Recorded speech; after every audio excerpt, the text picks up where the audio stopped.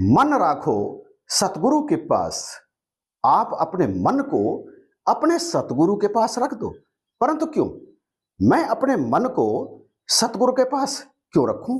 क्या कभी आपके मन में ये सवाल उठा है कि यदि मेरे पास मन ही नहीं रहेगा तो फिर मैं कर क्या लूंगा?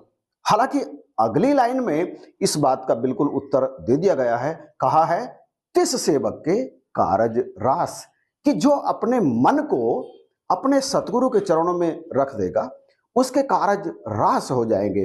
तो क्या ये बिल्कुल सच बात है कि मन को सतगुरु के चरणों में रखने पर उसके कारज रास हो जाएंगे? सतगुरु आपके कौन से कार्य करते हैं? कई बार आप में से कई भाई बहनों ने अपने आप से यह सवाल जरूर पूछा होगा और इसका उत्तर भी स्वयं ही दे दिया होगा कि सतगुरु आखिर मेरे कौन से कार्य को रास करते हैं? सारे कार्य तो मैं स्वयं ही करता अथवा करती हूं। सवेरे सवेरे उठ करके स्नान करना, फिर बाजार जाना, जो भी काम करते हैं हम, चाहे नौकरी करते हो, बिजनेस करते हो, मजदूरी करते हो, खेती करते हो, किसानी करते हो, बागवानी करते हो या कुछ और काम, ये सारे कार्य तो हम स्वयं ही करते हैं। और शाम को बाजार से अपने घर की जरूरत का सारा सामान हम खुद ही लेकर के आते हैं। बच्चों को हम खुद ही पढ़ा रहे हैं। उनकी फीस की व्यवस्था करना, उनकी वर्दी की व्यवस्था करना, उनकी किताबें कॉपियों की व्यवस्था करना, घर के सारे खर्चों के लिए पैसे का इंतजाम करना, ये सारे काम हम ही तो कर रहे हैं। सतगुरु इनमें से कौन सा काम कर रहे हैं? और यदि सतगुरु इनमें से कोई सा काम नहीं कर रहे हैं तो फिर हम अपने मन को सतगुरु के चरणों में अर्पित क्यों करें? तो प्यारे भाई बहन, मत करो। कौन कहता आपसे कि आप अपना मन सतगुरु के चरणों में अर्पित करो? क्या कभी सतगुरु आपसे ऐसा कहते हैं? नहीं ना। आप जब अपना मन सतगुरु को अर्पित करते हैं तो उसमें आपकी अपनी ही मर्जी होती है और उस मर्जी के पीछे छुपा होता है आपका अपना ही लाभ, आपका अपना ही भला। आपको सतगुरु को अपना मन अर्पित करना ही चाहिए। आइए जानते हैं क्यों। आप दुनिया के जितने भी कार्य करते हैं, माना कि आप वो कार्य स्वयं ही करते हैं, परंतु कई बार ऐसे कार्य होते हैं जिन्हें आप करना तो चाहते हैं परंतु कर नहीं पाते। वहां आपकी कोई मर्जी नहीं चलती। हां, सवेरे उठकर स्नान करना, ऑफिस जाना, जंगल जाना, खेती करना, किसानी करना, दुकान पर जाना या कोई और दूसरे काम आप जो भी करते हैं, बाजार से सब्जी लाते हैं, मार्केट से आप अपने घर का सारा सामान लाते हैं, गृहस्थी का सामान आप इकट्ठा करते हैं, इसके साथ साथ आप अपने बच्चों की फीस देते हैं, आप जो भी वो सारे के सारे कार्य करते हैं। आपने एक बहुत बड़ा बिजनेस खड़ा कर लिया है, आप एक बहुत बड़े अधिकारी बन गए हैं, आप एक बहुत बड़े फार्मर हैं, आप या इसी तरह से कुछ और। जब आप ये सब करते हो तो आपके मन में रहता है कि ये सब मैं कर रहा हूं, मैं।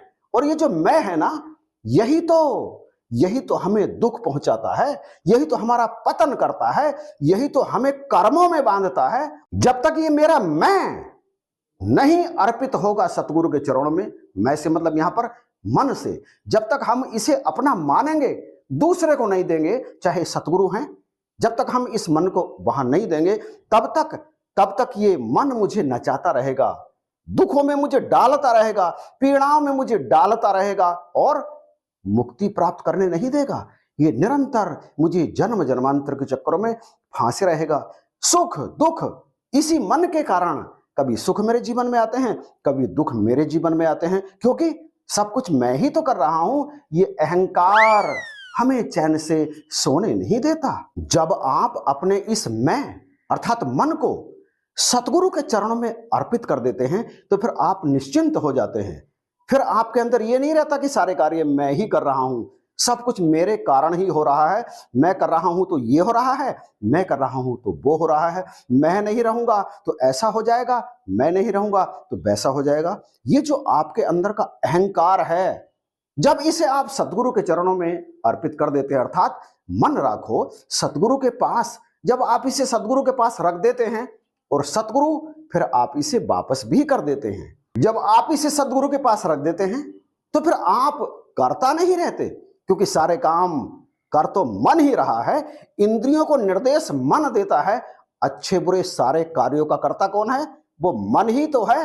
मन करके, यानी मन सारे कार्य करके पीछे हट जाता है और अच्छे कार्यों का पुरस्कार किसे मिलता है? आपको। और बुरे कार्यों का दंड किसे मिलता है?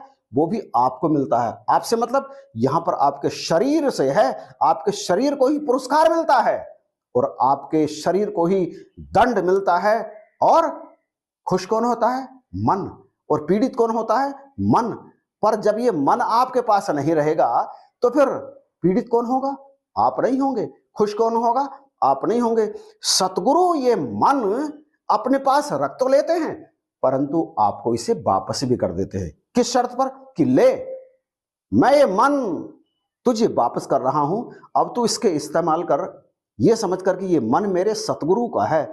जिस दिन हम सतगुरु से वापस लिए हुए उस मन को सतगुरु का मन समझ करके दुनिया में सारे कार्य करते हैं तो फिर कर्ता भाव समाप्त हो जाता है, क्योंकि मैं तो मैं हूं ही नहीं। मेरे अंदर जो मैं है वो तो अब सतगुरु है, उसके अनुसार मैं कार्य करूंगा तो बुरा तो मुझसे हो ही नहीं सकता, अच्छा ही सदा होगा। और जब सतगुरु की कृपा से वो मन सदा ही मेरे पास रहेगा तो फिर मेरे कारज रास हो जाएंगे, अर्थात मेरे मन में व्याकुलता नहीं रहेगी, शांति रहेगी, क्योंकि करने वाला मैं हूं ही नहीं। मन तो मेरे पास सतगुरु की दी हुई धरोहर है जिसका मैं केवल इस्तेमाल कर रहा हूं सतगुरु की आज्ञा से। सतगुरु की आज्ञा से ही मैं इसका सदा सदउपयोग करता हूं और इस सदउपयोग के कारण मेरे अंदर यानी मेरे मन में जो सतगुरु का मन है सदा ही शांति रहती है, सदा ही निश्चिंतता रहती है। अब मैं संसार में विचरण तो कर रहा हूं परंतु साक्षी भाव से, और सच तो यही है कि मैं साक्षी ही तो हूं, इसके अतिरिक्त और हूं क्या। परंतु मैं अपने आप को कर्ता समझ करके इस संसार में दुख भोगने के लिए सदा विचरण करता रहता हूं। अष्टावक्र जी भी तो कहते हैं, ना पृथ्वी ना जलम नाग्निर वायुधोर्न बा भवान एशाम साक्षीण मात्मानम चिद्रूपम विद्धि मुक्तये। ना तुम पृथ्वी हो, ना जल, ना अग्नि, ना वायु, ना ही तुम आकाश हो, तुम तो इन महाभूतों के साक्षी मात्र हो। अपने आप को चैतन्य स्वरूप समझो और इस संसार में साक्षी बन करके विचरण करो। यदि तुम ऐसा करोगे प्यारे भाई बहनों तो फिर सदा ही मुक्त भाव से जियोगे और इस शरीर को छोड़ने के बाद भी इस ब्रह्म में अभेद हो जाओगे। यही है ब्रह्म तत्व।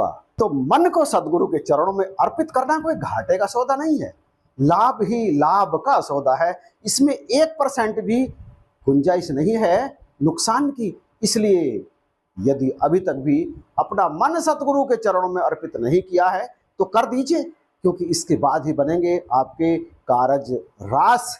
इसलिए तो कहा है, मन राखो सतगुरु के पास, तिस सेवक के कारज रास।